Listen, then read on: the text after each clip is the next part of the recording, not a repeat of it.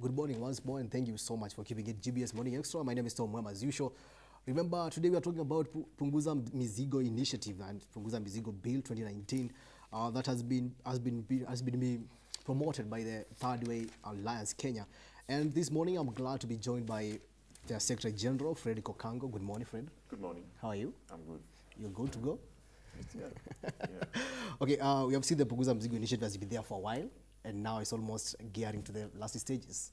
Sure. Yeah, and also we had your party leader, Dr. Ekuru Okot. Let's hear what he had to say last week when he was talking after a meeting with the IBC officials. Seamless, and we hope that it will be completed in the shortest time possible, because Kenyans are feeling the pain and the load of our governance. So Punguza Mizigo, essentially, as you all know, is meant to reduce the cost, the burden of governance in our country. Kenyans, recently you've had the controller of budget, the Salaries and Remuneration Commission lament about the cost of wage bill. Punguza Mizigo is going to save Kenyans 3.78 trillion Kenya shillings. So even the president of Kenya, Uhuru Kenyatta, should be able to embrace this referendum and to stop others who are talking about referendum calls in funerals, in weddings, in bars, because this is the real thing. It has started, it has kicked off, and it's now under, basically it follows Article 257 of our Constitution. So anybody else talking about... Okay, now keep tweeting #GBS Morning Extra, #Punguza Mizigo Bill 2019, and of course the SMS line is 21144. So keep the questions coming. Super SG is here to respond to all your questions about the Punguza Mizigo initiative. First of all, Okango, let's start from the basics. What is Punguza Mizigo Bill 2019 all about? Punguza Mizigo Bill 2019 is a bill that intends to amend the Constitution of Kenya through popular initiative under Article 257 that says that anyone who wants to amend the Constitution of Kenya must first of all collect signatures of registered voters, 1 million, that must be verified by IBC, and then convert their proposal of amendment of the Constitution to a bill, then submit to IBC for verification, and if that process passes, then the bill is submitted to the counties, and which must be passed by 24 counties, which is the majority of the counties. Then the bill comes to the National Assembly and the Senate, and then from there, if it passes, the President has sent it as a law. If it fails to pass it, it goes to the people of Kenya, who are the ultimate decider. That is what Punguza Mizigo Bill. But in a nutshell, Punguza Mizigo Bill is meant to lower the cost of burden of governance that is borne by the common man, the taxpayer. And this bill has been divided into 7 themes. And just in summary, the first one is to strengthen Parliament, the National Assembly and the Senate, and to lower the cost of running it. The second one is to strengthen devolution and take money to the doorsteps of the people, because that's where the people are. The third one is to end theft of public money and also enhance integrity. The other one is to end the gender imbalance between men and women. Okay. And the other one is to end the cost of running election, and lastly is to ensure that we lower the wage bill and the cost of recurrent expenditure. And I'll explain more about all those. Okay, I will touch each of them as we continue. And let's talk about how many signatures did you collect? And because we have seen, this is not the first time we have seen this. Remember the Okoa Kenya had the similar initiative that they claimed to have collected 1.2 signatures. They claimed. Yeah, they claimed. They claimed. As we don't claim. They claimed. And now, it turned out, sorry for cutting you short, it turned out that they only had 800,000 signatures. Now, are we expecting similar thing to happen with you guys? When we started Punguza Mizigo, we had 4 meetings with the IEBC, and we learned from the failure of Okoa Kenya. We had a meeting with Chebukati and his team, the Referendum Technical Committee, and we learned. And we had a discussion, and we agreed that one of the quickest way of collecting these signatures is to design an online platform that will ensure that you can sign this bill or this petition wherever you are in this country. And that system was uploaded in our website, and that's how we managed to move very fast, unlike Okoa Kenya. These signatures were then taken to IEBC. If you look at what Dr. Okot was saying there, I was there. We were at KICD on Thika Road, where we were we had just visited the verification center. And if you checked what IBC were doing, they were checking the physical form against the soft. And they were real signature with voter detail of the county, constituency, polling center, and so on and so forth. And therefore, the difference between us and Okoa Kenya is as huge as day and night. Okay. So you ensure that every person who registered, who signed, collected The signature, law was a genuinely registered voter. The law requires that the person who is signing under Popular Initiative, Article 257, must be a Kenyan registered voter. Okay. That is the people we went for. But again, that is not our job. Okay. That job is for IEBC to verify whether that person is a registered voter or not. And that is the report that they're giving us on 19th. That is Friday of this week. Okay, so at the point of collection, you are verifying all those details as a party? At the point of signature collection, we were asking people, are you a registered voter? Do you believe that we need to lower the burden? Yes. When you say yes, you come and sign for the signature. Okay. Yes. And you are talking about reducing the cost of governance. Correct. And many will ask, the party leader, Dr. Ekuru Aukot, was in the commission of experts during the drafting Committee of experts. Committee of experts, sorry, during the drafting of 2010 constitution. Absolutely. How comes he did not raise? The CEO. Yeah. How comes he did not raise those issues then? Constitution making is a negotiated process. It's a negotiated process because it is political. And remember, 2010 constitution, we were coming from post-election violence, and we needed to make a quick fix. And by the way, the Constitution of Kenya, if you read the preamble, it says, we the people adopt and enact and give unto us. It means it is the people that pass the constitution over 70%. It does not say, I, Ekuru Aukot. It does not say, I, Ekuru Aukot, adopt and give to the people of Kenya. No, that means Ekuru Aukot was part of the team that drafted this constitution, but they gave people a choice. Remember, there was no and yes. Oh, yeah. People said yes. And therefore, Ekuru Aukot was just part of the team. He couldn't do anything. He was working together with the team. And the political negotiation at that time was so massive that you cannot influence at any given time. And if you read the Committee of Expert report, which is a public document you can access on your mobile, they warned the people of Kenya that we are passing this document, but it will be very expensive to implement. And that's why today, Dr. Ekuru Aukot, as part of the team that wrote this constitution, has come back and told Kenya, we warned you. And if we warned you, this is the best way to fix it. If anything, the only person that can authoritatively talk about matters constitution in this country is Dr. Ekuru Aukot. He's a lawyer, he's a constitutional expert, and he is the only person who has been consistent in terms of lowering the burden right from after the election. Okay. Yes. And now the questions are about how you are planning to lower it. Now, let's be first of all read what you have. Okay. I've seen how you have broken it down Correct. into point form, into Correct. around 7 points. Correct. And you are pushing to reduce the parliament, that's the representation in the National Assembly. Correct. From 416 members of parliament to 147. Correct. Now, how will that work? Now, that's point number one, strengthening the Senate and National Assembly and reducing the cost of running it. If you read the current budget today, 2018-2019, the cost of running parliament alone is 42 billion. And we are saying, if we have 416 members of parliament, that is way too much. If you look at other jurisdictions, a country like India, 1.3 billion people is represented by 1,200. China, 1.4 billion people represented by 1,600. United States, 350 million represented by 322 people.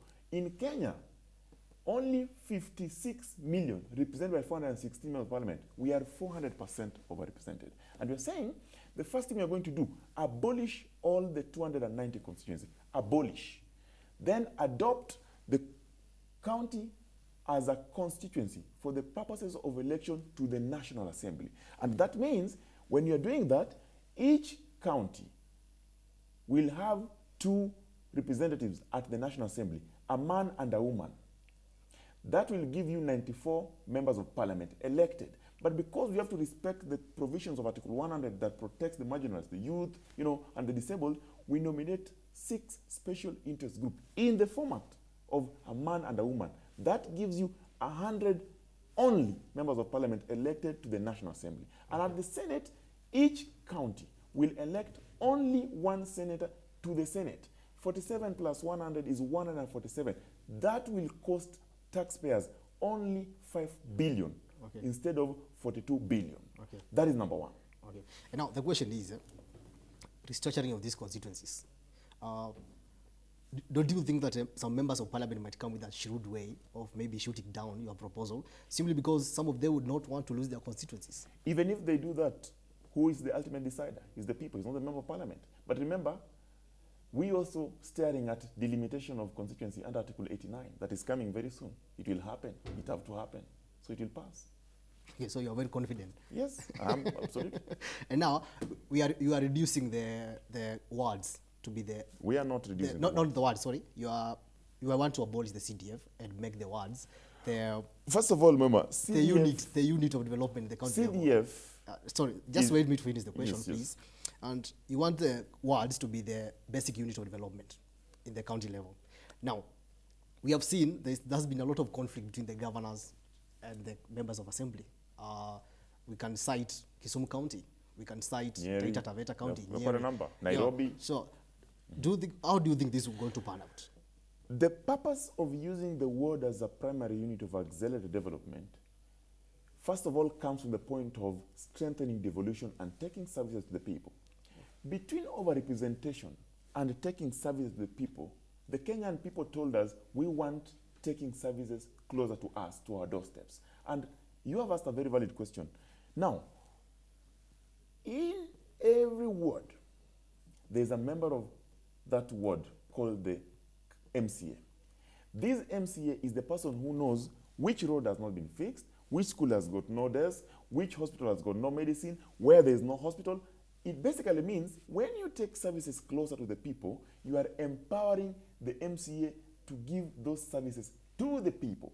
And now, if you are a county governor and you are not in terms with your MCA of Ward B, for example, if you come from Kakelo Kokwanyo, Homa Bay County, where I come from, and the governor is not in terms with the MCA of Kakelo Kokwanyo, chances of developing that ward are very high. But if this is in the law, and we say that every ward will get allocation for development, a percentage, it is a law that must be followed. The same way we have got a revenue allocation law that allocate the money that go to the counties. We are saying this is going to be devolution beyond the county headquarters. And therefore, it is the quickest and the easiest route to develop and equalize Kenya. Okay. That is the bottom line. Okay. Do you think we are duplicating roles? Because the county government will also be implementing the same. The county government will not be implementing the same. If you read our bill, that's not what it says. Our bill says the money will go to the county government. And the county government now take this money. The same way money comes from the national government to the county government. And by the way, we are saying we must increase that allocation from at least from 35% currently, from 15% currently to 35%, at least 35%. That is the only way that we can ensure that there's development everywhere in this country, Turkana, Wajir, everywhere. Now, the reason why there will be no duplication is this money, when it comes to the county, now there's a formula that takes it from the county to the ward. The ward is the smallest unit of development in devolution, the smallest. And therefore, in every ward, we want to see schools, hospitals, roads, electricity, water, all those things that the Kenyan people need.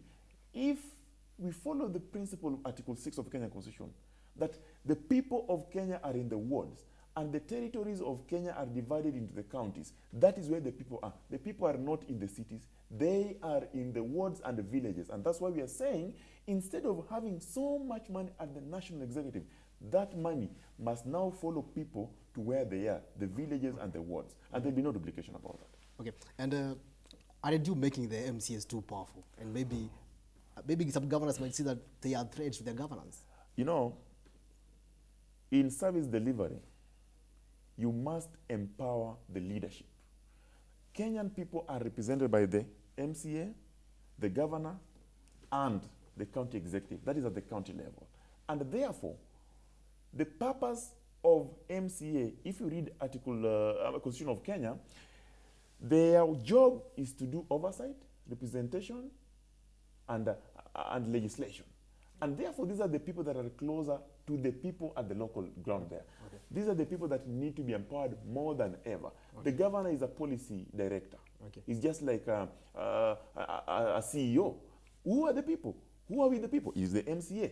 I'm not saying the member of parliament are not with the people, but I'm saying the person that is the leadership that is closest to the people at the county level is the member of county assembly. And this person sees the daily struggle of the people there. Okay. And therefore, empowering such a person is better. And by the way, today, if you look at what members of parliament are calling Constitutional Development Fund, it is unconstitutional.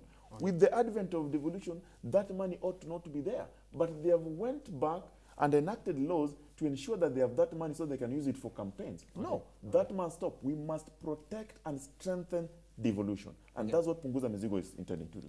Okay, I wanted to start from the county level. Correct. Now, you're also proposing scrubbing down the deputy governor seat. Yes. Why so?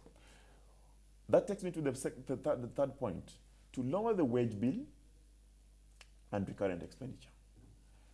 If you look at the Constitution of Kenya today, the deputy governor has got no clear role. And that's why you have seen the fight between the deputy governor and the governor. You have seen it in Kiambu, you have seen it where? We have seen it in Nairobi. Actually, Nairobi, we don't even have a deputy governor. We have seen it in West Pokot, where the deputy governor is in the United States. It therefore means that instead of having a deputy governor, the governor upon election shall nominate out of his or her executive team one CEC who will be acting as his or her deputy or personal or what do you call it, principal assistant. That is the person that will now have a portfolio and will conduct the role of a deputy governor. We don't need to have another deputy governor with chess cars, personal assistant, office. That is wage bill. It must go down. Okay. The Kenyan people have seen they have no proper role, and therefore we don't need them. And they told us this is part of the things that we want lowered. And on that point also, so that I don't miss it, commissions.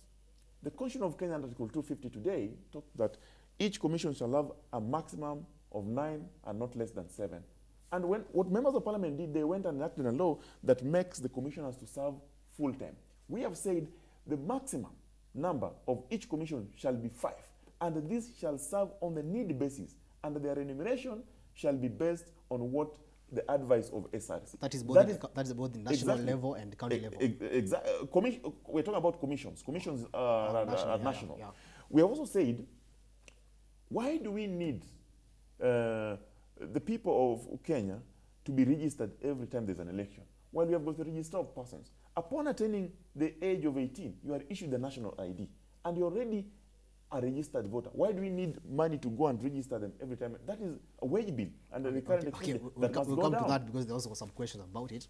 And now, there is the role of women representative. It's not clear what they have been doing, and many people are also questioning their role. And now you're proposing that we should not have those posts anymore if the bill passes. That is. Now, from there, how do we deal with the issue of gender, that gender rule? You know, it is only Punguza Mizigo that has outlined clearly how to achieve the 1/3 gender principle, which is a constitutional requirement under Article 81B today, and it is a Bill of Rights under Article 27. By electing one man and one woman to the National Assembly, already you shall have achieved 50-50, not even a third. Why do you want to give women a third? Women of Kenya are capable, suitable, and competent, and therefore they deserve leadership roles. And by the way, we are doing away with that name tag, woman representative, that is very negative. We are doing away with that position, but we are elevating that position to a substantive member of parliament who is elected and given mandate by the people. And we are doing away also with all nominations, right from the Senate, National Assembly, all the way to the county assembly. Okay. So in our view, by giving women that opportunity, then they can be equalized. And again, we say, look at the bills that are going through parliament. Issues that are touching on the female gender, they have not been addressed substantively. Why? Because the male counterparts shoot them down. Okay. If we had 50-50 representation, what the women parliamentarians need to do just to lobby slightly from their male counterpart, and that bill will pass for the benefit of our women of Kenya. Okay, let's now go to the national level. Correct. Now, you're proposing that we have one-term presidency. Yes, one-term presidency, one-term presidency for 7 years. For 7 years, yeah. Yes. Do you think that is somehow I'm lucky the word to describe it. But it's a bit questionable. What if we elect a person who refuses to work and now decides, now I only have 7 terms? The people of the Kenya, 2 terms, those will take care of the president because he wants to deliver so he can be re-elected. And of course, he wants to leave legacy. You see, so I do think we are risky as a country. I agree with you, but the people of Kenya have asked us questions, and they have told us, look at the history of Kenya. Why do we have election violence every 5 years when you're going to election? That is the question that you have to ask yourself, and that is something you cannot run away from. It is an issue that we have seen in 1991-92, in 2007, 2008. In 2017, we saw it. Why? Because whenever you have an incumbent who wants to retain his seat and a rogue opposition that's saying we must remove this president from power, we must have violence. Number 2, these issues come with economic meltdown. Every time. We have seen 2007, it was chaotic. 2017, we saw guys even saying a boycott, resist. You remember? Yeah, so that is because of an incumbency seeking re-election and a rogue opposition. And again, we have also seen when you are an incumbent, the first term, you don't work much because you are trying to impress the people put into power. And therefore, you start working for in the few years to the end of your first term, because now you're seeking re-election. And there's accelerated theft during that time because you are acquiring masses of wealth so that you can campaign for the next time. Look at Kenya. Those are statistics. You can see them. So, we are saying when we give you 7 years for 1 term, you start work from the word go, you deliver your services and go, and then somebody else takes over. That is the only way that we can now demystify presidency and ensure that it is valued and it is worth what we call it the presidency. So incumbency has been the problem in this country? Incumbency is part of the problem. And many others that I've mentioned, incumbency is part of the problem. You know, in Africa, people fear. People get into leadership, especially at the level of presidency. They fear that I don't want to be the first president to serve for 1 term. In other developed countries, we have seen America has got so many presidents. Some of them did not even serve for the 2nd term, you know? So what we are saying is we must demystify presidency and make it worth it. We don't need to fight and die because of the presidency. No, we don't need to go and fight each other because our guy was not the president. No, we are saying that get your 7th term. By the way, 7th term is a long time. Imagine if President Kenyatta started working from the word go, talking about this theft of public money, corruption, fighting this way. Today, we'll be having people serving in committee, several of them, and the funds would have been recovered. I think it was too late, if you ask. Do you think we are risking, as I asked the question earlier, because we might have a scenario where we have a president who doesn't work? What then will happen? Qualifications to become a president are outlined in the Constitution of Kenya. They are very vivid.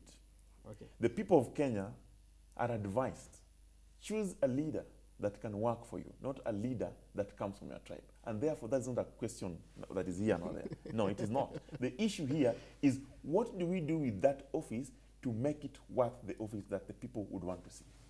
And we have seen the kind of leaders being elected in this country, Mr. Okango. No.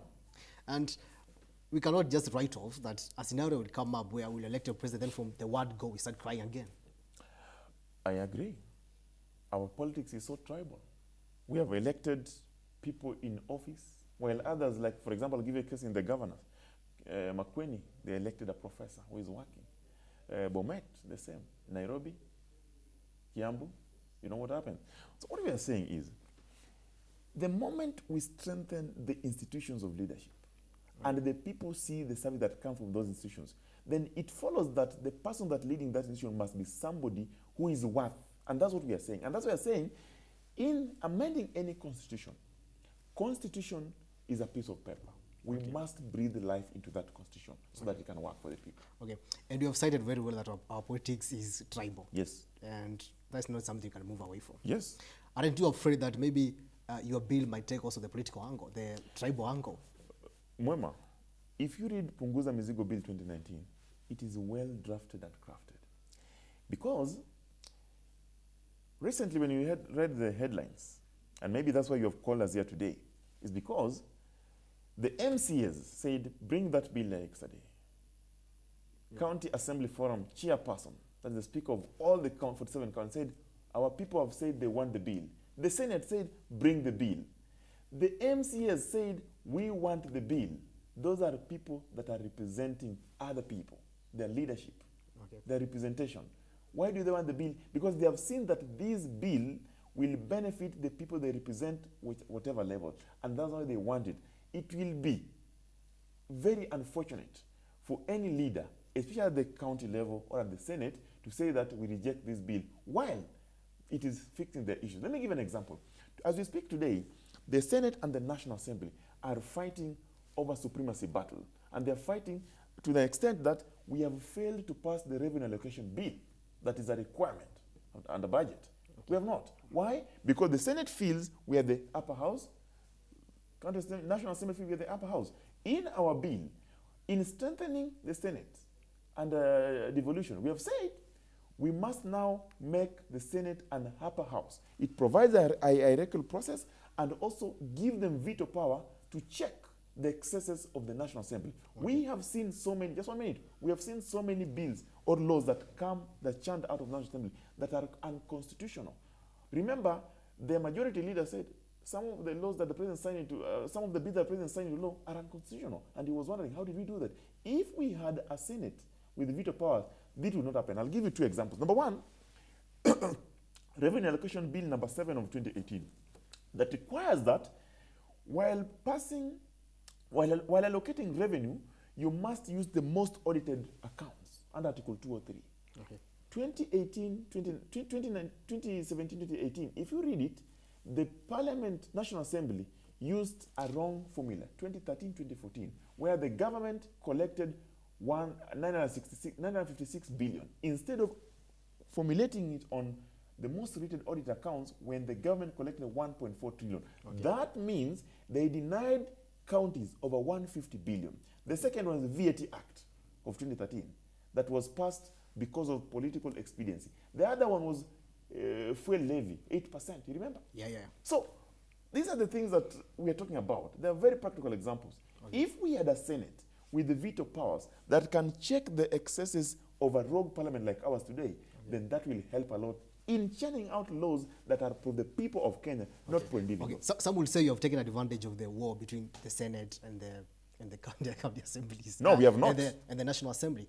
Because now, maybe MCAs are taking it because of the conflict of interest, as we have seen in many counties. Maybe the Senate also are taking advantage of the bill because of what is going on. We have not taken advantage of anything of anyone, because the examples I've given you started a long way ago, 2013, 2014, they are all there.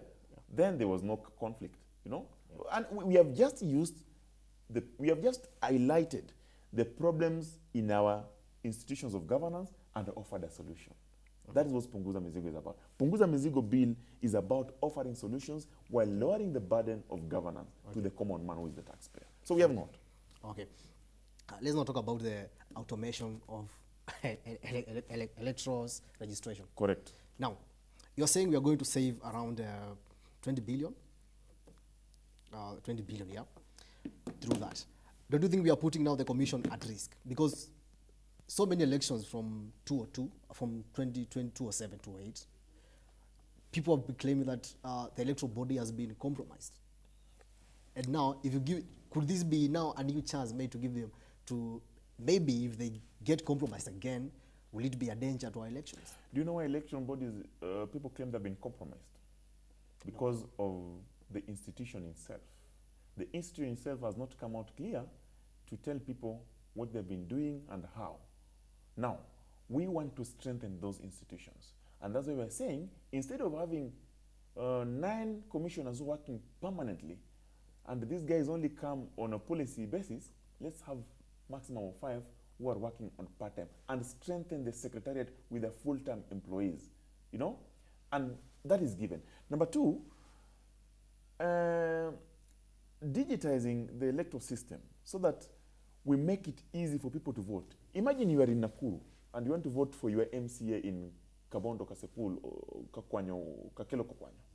You have to travel all the way to Kakelo Kakwanyo. If you are a registered voter there, it is very expensive. It is a burden. So many Kenyans normally travel every time, every election time, because they have to leave their work and go. That's why we're saying that burden must be lowered. But the most important one under it, we're saying, how do we ensure that we don't go on registering voters every time and again. While there's a person in this country who has been given a job and being paid by the taxpayers called Register of Persons. He has your national ID. He has your details at fingerprint. He has everything. Why do we need to go and do this every time? It will be the work of the Electoral Commission to now verify that data and confirm that this person exists and therefore this person is eligible to voting.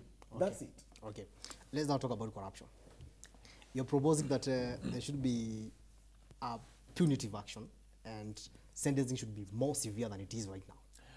Actually, you are calling for death sentence for if you are found capable. No. We have not called for the sentence. Life sentence, that's what we're saying. You're calling life, that way. correct. Life sentencing. I'm not a lawyer, so maybe it might confuse me. No, I understand. But now, in the country, we have had issue with the investigations and the judiciary system. The judiciary has been claiming there is not enough evidence to convict anyone. The investigation organs have also been claimed that they have enough evidence. So there have been that conflict for a while now. It's not the first time we are seeing it. How practical is this going to be? If you look at our bill, we have said we must enhance integrity and end corruption and theft of public money. How? That's why the question you're asking. Number one, we must now use the Auditor General report. Auditor General report is the only report that is constitutionally allowed. The auditor takes over 8 months to do an audit on all government entities and submit a report for a discussion with the recommendations. Okay? We must adopt that. Number two, forensic audit. We must strengthen the office of the DPP. We have said that.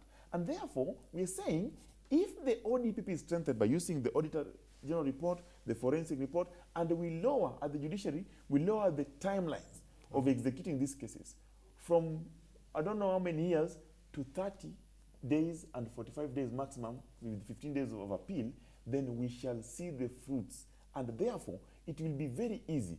If you are convicted of theft of public money, the difference between you and a murderer is none. Because the murderer kills. You steal money that is meant for hospitals, you are killing people. You steal money that's meant for roads, you are killing people. You steal money that is meant for development, you are basically killing in mass. And we are saying such a person who is convicted of such must be jailed for life with no presidential pardon. Because what? He is a murderer. And we have also said, in doing this, one of the things you have to understand is that the biggest problem in this country is theft. We are not only going to jail the people that stole from within the government, but they also have accomplices outside. If you read the bill, it also talks of people who are outside, because they use proxies from outside to steal.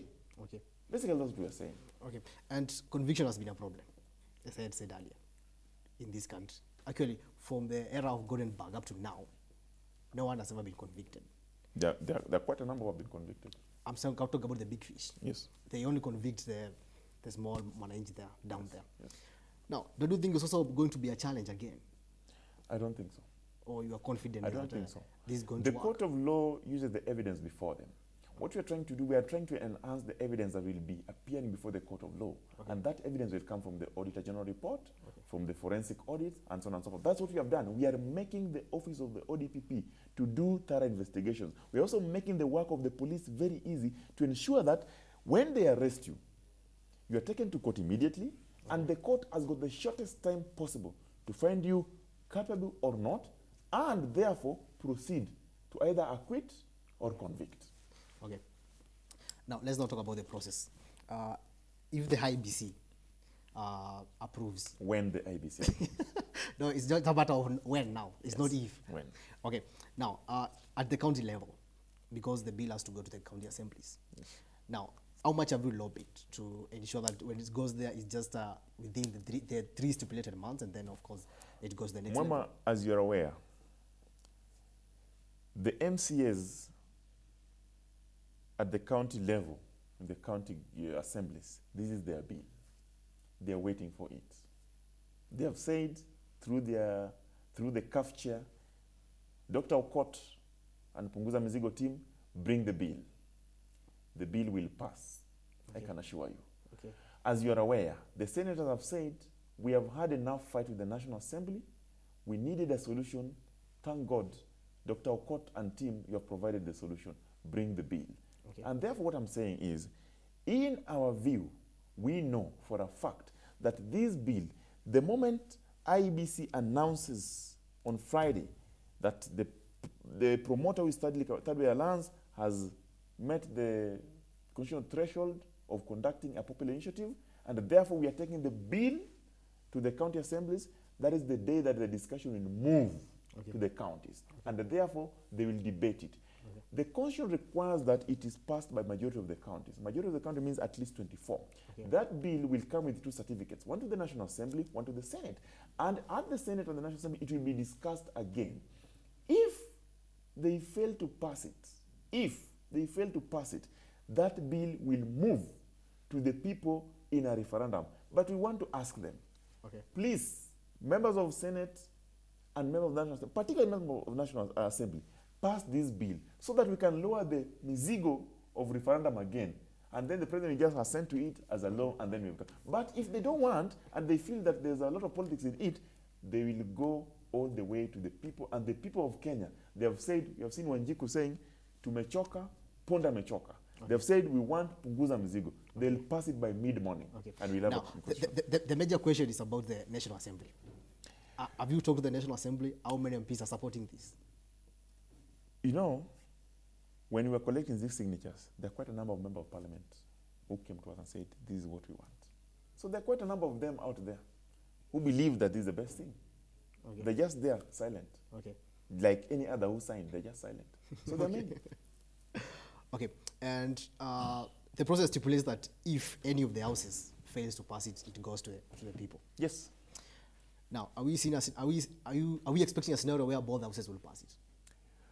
I am very confident that the leadership of the 2 houses will look themselves into the mirror, which is themselves, and say, I'm doing this for the people I represent. Because they took a vow to protect and defend the Constitution of Kenya. They took an oath of office. And therefore, it is upon them to ensure that they respect that and obey that. And while doing this, they will not be doing it for themselves. They'll be doing it for the people. The bill talks about so many things that are for the common man. And if the leadership of or rather the Senate and the National Assembly members are representing the people, then I don't see what will stop them from passing the bill. They will definitely pass it. Yes. And we hope they pass it so we we do. And by the way, Muema, you know, it is very interesting that everyone you meet complains about governance. They complain about theft. They complain about the member of parliament. Recently, you saw, they want a night allowance. They want 17 allowances. They want, I don't know, housing allowance. They want the weakest link. You know where it is? It is right there in parliament. And that's where everyone is fighting. People take a bribe as low as 10,000. And therefore, the common man has identified. They have seen that our problem is right there. How do we ensure? Because you see, it is in the parliament that legislation is done. So any legislation that comes from that horrible house, for example, is a legislation that's going to injure the common man. So that is where the arrow is. And the arrow is pointing at the eater. And therefore, punguza mizigo has come at the right time when the Kenyan people say, Thirdway Alliance, Dr. Okot, you have saved us. We will ensure that this bill will lobby, and by the way, now it is the members of public that are lobbying the NCA, not even us. And we also have an elaborate plan that will reveal the moment IBC announces that we are going to the counties. And that is the announcement we'll make on how we are going to talk to our friends in the county assembly who have shown that they want to pass it, and it will pass. And definitely, we cannot rule out talking to them, because you see, we must persuade them. We must keep on telling them why this bill is good for the people, for their people, for our people, for everyone. This bill, we also believe the government is struggling with the fight of theft of against theft of public money, corruption. If this bill is outlining that, what stops the government from supporting the bill? They should. I've also seen your party leader calling for the president to support the bill. The party leaders called the president to support the bill. We have called all other leaders. The president of the Republic of Kenya has shown that he wants to fight corruption. Punguza Mizigo has outlined to the president how he can fight that corruption with ease and constitutionalize it. We ask the president to support this bill. We ask the opposition leaders to support this bill because they also say they represent the people. We ask all leaders of the county assembly, pass this bill. This is your bill. This bill is going to help the people lower the burden that they're carrying today. Okay. You took an oath to protect the constitution. You took an oath that will represent your people. We ask you, this is the moment. Okay. Pass this bill so that Kenya can have a Kenya that is equal for all, a Kenya that is inclusive, by ensuring that every person in the corner of this country get equitable share of the national budget revenue as required by law. That is the inclusivity that Kenyans want, nothing else. And that one will be brought about by Punguza Mizigo. Okay, now let's talk about what next now for that alliance after Friday, that is. When Chebukati Wafula Wanyonyi announces, Chebukati will have a bit of time to take the bill to the counties. Okay. When that happens, we'll move swiftly to go and pitch at the county assemblies and explain to them in details why Punguza Mizigo bill. And then we leave it at that point. They'll debate it, they pass it. When the bill comes to the National Assembly and Senate, we'll again move to the National Assembly and Senate and tell them why Punguza Mizigo bill. When they pass it, the president will say, okay, fine, bring it on, assent. But if they fail to pass it in either houses, then we'll now go to the people again, tell them, we have walked the talk, here we are, kindly, this was your bill, and as you know, it is pro-people, it is pro-you, take it to the referendum, and you know what? Yes. Okay. Some would say this is a litmus test towards your party's ambitions to 2022. Are you really testing the waters? We are not testing anything. We are convinced. And that's why this bill is not political. It is the only bill that is not political. If you look at the support it has received support from the political divide. Okay. All political parties' leadership are supporting it. We don't want to talk about 2022 because it's only God who knows we'll be alive at that time. But we pray that we'll be there and see what happens at that time. Okay. But this bill is about lowering the burden of governance. We don't want to mix issues of politics with constitutional amendment. Okay. And therefore we have said we will follow the law, and the law provides that you must collect signatures, have a bill, IBC verify the signatures, and then the bill move to the county, National Assembly, Senate to the people if need be. Okay. Therefore, it is not in any way related to politics of 2022. And by the way, when it passes and the people say, yes, this is the bill that we would have wanted, and Dr. Okot, Daktari wa Katiba, you have delivered it, why don't you have you as our president? We'll not refuse. We'll heed to the call of the people of Kenya. Okay. Yes. Let's look at what people are saying on Twitter. Correct. We have Alex saying, we all know Punguza Mzigo bill is the best solution. But we are worried of the Tanga team and the other camps are going to shoot it down before even it reaches the parliament. And reduce your fears also, because I also asked you that question. Yeah, they are. You know, Muema, you cannot run away from that. We are a very political country, and you cannot at any time run away from that. What we are saying is, whatever groupings that would want to shoot it down, they'll be shooting the wishes of their people, because this bill has been endorsed by their people. The 1.4 million Kenyans who endorsed it are from all over. So they're shooting the wishes of their people, and we would urge them, if there's anyone out there who has got that intention, please stop shooting your people, support your people. Okay, there's also one Alex Aleki. He's saying, tuning, I love the conversation, and he says no one can stop reggae. No one can stop reggae. No one can stop reggae. On this one, no. And there's something that you mentioned earlier, the failure of the previous attempts. Yeah. And if you're aware, some of those attempts never reached the stage that we have reached today. And therefore, that tells you how meticulous we have been. And we believe that this process, you know, as we work in silence, we don't shout a lot. We don't rush to the media we don't go to the weddings to talk about this thing. We don't go to the funerals. We don't go to the press conference to keep announcing, but we work. And that work today can be seen. We have been very meticulous. Dr. Okot has been leading this process meticulously. And therefore, we believe that the job we have done is a job that has got no questions about it. Okay. I'm seeing a lot of feedback. We have Kipleting, a good preso. I say my SG Fredrick Okango has really deliberated what Kenyans wanted, and I love how he's spreading the word. Okay, Thank you. That's a good feedback. All of them are good members. All of them. All of them are good, you know. And also, we have Ken saying Punguza Mzigo is the way to go, but the question is, are the people ready? The people of Kenya are ready. They have endorsed it, and we keep telling them, please, what's the name? Ken, Yeah. Ken, tell your MCA to tell other MCAs that the time has come to Punguza Mzigo. Let them pass it so that we can lower the burden. The time is now, and everyone is ready. Look at the theft in Parliament. Look at the cost of life. It is so expensive. It has come at a nice time, at a proper time that we must lower. So the Kenyan people are ready. Okay, there's also Naashon Joroge. So yesterday I tried to educate my fellows about Punguza Mzigo Bill 2019, but I was shocked to learn that they know nothing about your proposal. Are there plans to educate Mwananchi on the need to change the laws of the land? Absolutely.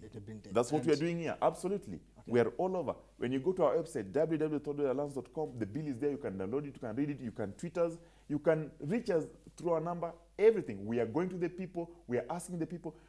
You know, shockingly, Muema, when we went round for a year collecting signatures, there are people who did not sign. Today they are coming out, but I'm sorry I didn't sign. Can I sign? I tell them, no, it's late, but you can still support, you can spread the word. And therefore, the civic education continues. Why Punguza Mizigo is continuing throughout till the day that you cast your referendum ballot. So we are continuing to spread the message. And I thank him for highlighting that. Keep doing what you're doing. Okay. And also we have Nyambura Ndungu saying the powerful angry monster trying by all means to take control of this country, they would favor them this time. Punguza Mzigo Bill 2019 seems to be the only reasonable bill that speaks to the commoner. I can assure you, look at such. The people of Kenya are at work.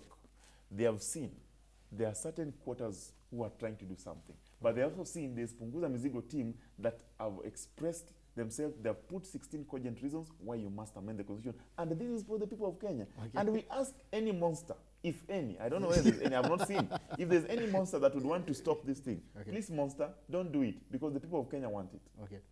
Let me read the last comment here. We have just been saying, wait, I was waiting to hear all the SG, that is Thirdway Allowance Kenya, will say about women representatives, and now that we don't even know what they do. Of course, you have responded to that. I think he missed that point, but I can just, for his benefit, we are abolishing the tag women representative, the position women representative, but we are elevating the women of Kenya to occupy a position called a member of parliament from the county, not women representative. Because the women representative are come with a negative tag.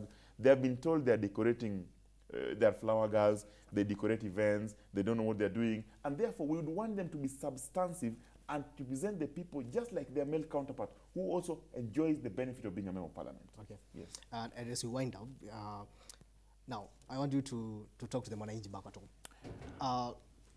Tell them what this initiative is all about, and of course, why they should support it. You can use that camera. The people of Kenya, we have walked the journey. We have walked the talk. We took over 1 year to collect your views and your endorsements so that we can take the Punguza Mizigo bill to the next level. You listened to us and you supported it in masses of 1.4 million. Today, as we speak, the verification process of signatures is almost complete, and IBC will be announcing very soon, by Friday. We ask you to ask your member of parliament, to ask your senator, to ask your MCA to pass this bill, because they vowed to represent you.